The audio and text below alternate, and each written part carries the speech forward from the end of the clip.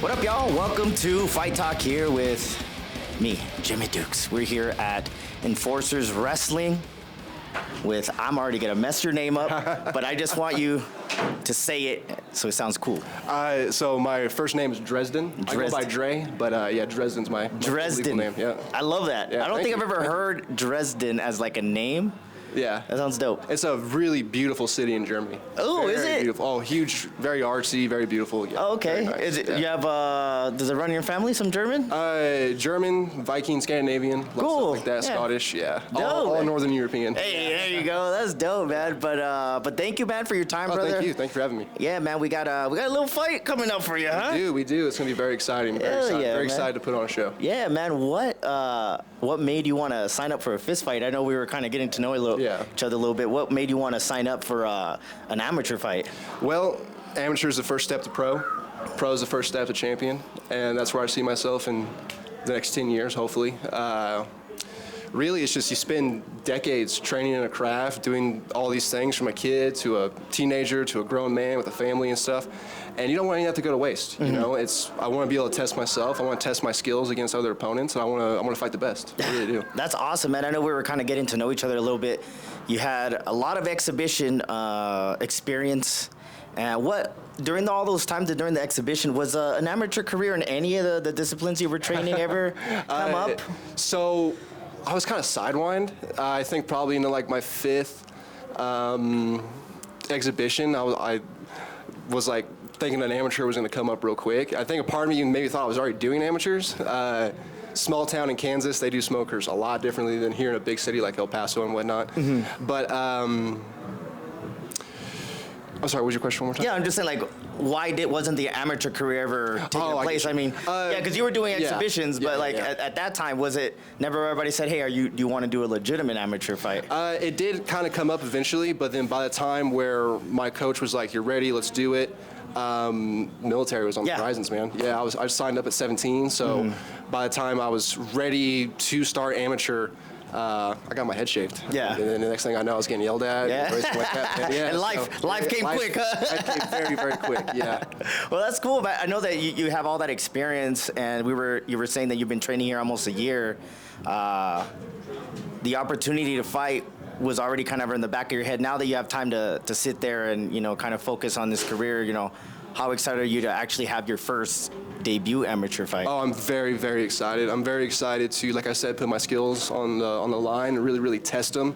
And test them who I've been told is a very formidable opponent, very strong guy and whatnot, heavy hitter, heavy puncher.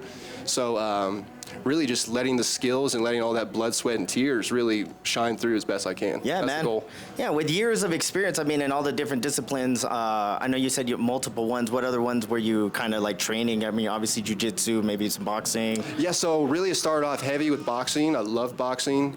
A little bit of taekwondo when I was a kid. Okay. Not enough to shake. I saw the little kick earlier, man. I was paying attention. I was like, oh, okay. Yeah, if you watch my bag work, you'll scratch your head a little bit. You're like, what is this guy doing? Yeah. But taekwondo, just a little bit when I was a kid, and then that kind of transformed into kickboxing. But my favorite of all is JKD. What's that? That's Jeet Kune Do. So that's really like Bruce Lee style. Okay. But it's more of a thought process that you can apply to any martial art rather than it be a structured martial art. Okay. It's really just a philosophy of taking the good and expelling the bad, where you can and whatnot. And that was one of my favorites, just kind of learning that, because then it opens up horizons to really think about martial arts, right? You think about MMA, I mean, kickboxing's a little bit of karate, is taekwondo, and it's boxing all mixed together. It's a mixed martial art, And just learning how to make my own puzzle through JKD, learning how to mix in taekwondo with heavy karate kicks, vicious punches from boxing. Look at my favorite boxers, Bernard Hopkins. Everyone loves Tyson. I can't fight like Tyson. I'm not built like Tyson at all. Definitely Muhammad Ali. I love to stay really light on my feet. I love to bounce around. Counter punching, things of those natures and stuff. But JKD was huge on letting me flourish in those things. And then, jiu-jitsu, and then that kind of progressed. For a while, I just kind of did Muay Thai in a way. Muay Thai is great. I love Muay Thai.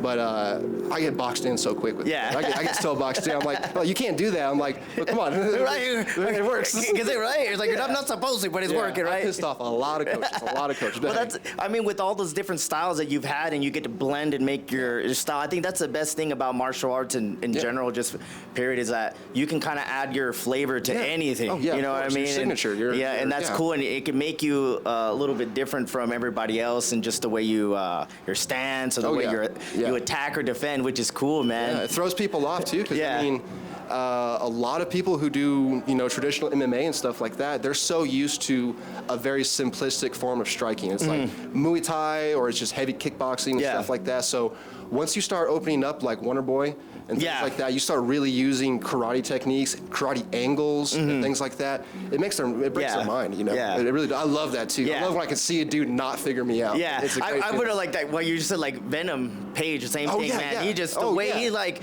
how is not anybody hitting him? Yeah, exactly. He can't hit him. Exactly. It's frustrating too. Yeah, it's great. Yeah, that's cool, man. But let's talk about the actual fight coming up. We got more than a week and a half away. Just talk about how excited you are to get in there to have your first official amateur fight at such a dope venue here in Cruces coming up at the Pan Am. Oh, of course, yeah. I would be lying if I said there wasn't a little bit of nerves. I'm so used to. One of the smokers I did back home was in a barn, so we've come a long way already. We hardly started, already come a long way. You know? And I feel great. This is the best shape I've ever been in my life. Even when I was in the military, I'm super strong right now. I'm super fast. My hands have a mind of their own. They already know what to do and whatnot, so I just let them do their thing.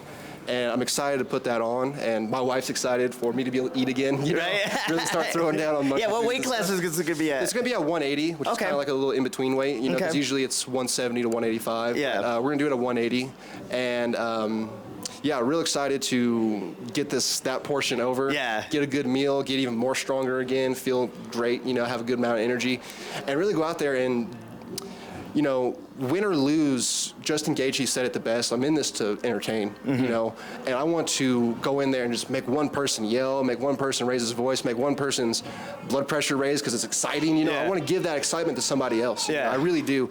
And just to put on a really great performance, and then at the end of it, get my hand raised is what I'm really looking forward to. Yeah, I love like a lot of people understand and don't understand that that's part of the sport.